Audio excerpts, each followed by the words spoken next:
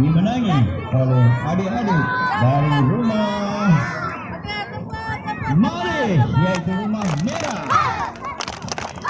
Ya. Untuk naikkan semangat diorang.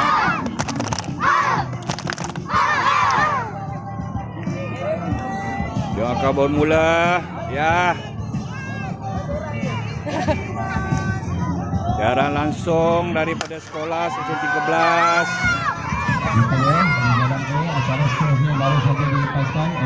Kuning sorak sikit. Kuning sorak sikit. Ya. Dia orang kena lompat.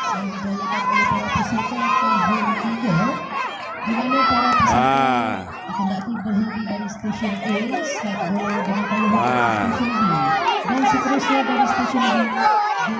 Okey. Dan stesen C, isi stiker.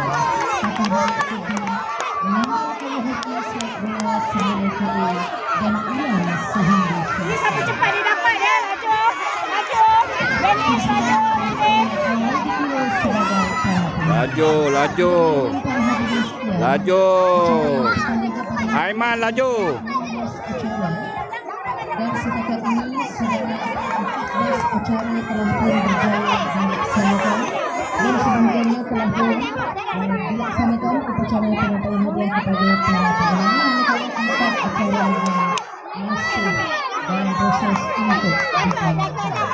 Nampaknya para peserta kita tetap bertenaga dan bersemangat dengan penonton untuk menjalankan Sukanaka pada tahun 2019. Dan kepada para ibu bapa juga nampaknya terus bersemangat untuk memberi sorakan memberi kepada para tahniah dan syabas kepada para peserta, kepada para ibu bapa. Juga tidak lupa Dah lari belum? guru-guru yang akan bersemangat menyiapkan segala alatan dan juga melaksanakan Sukanaka pada hari ini. Okey Aiman. Mana sini? Okey, tunjuk good semua. Tunjuk good.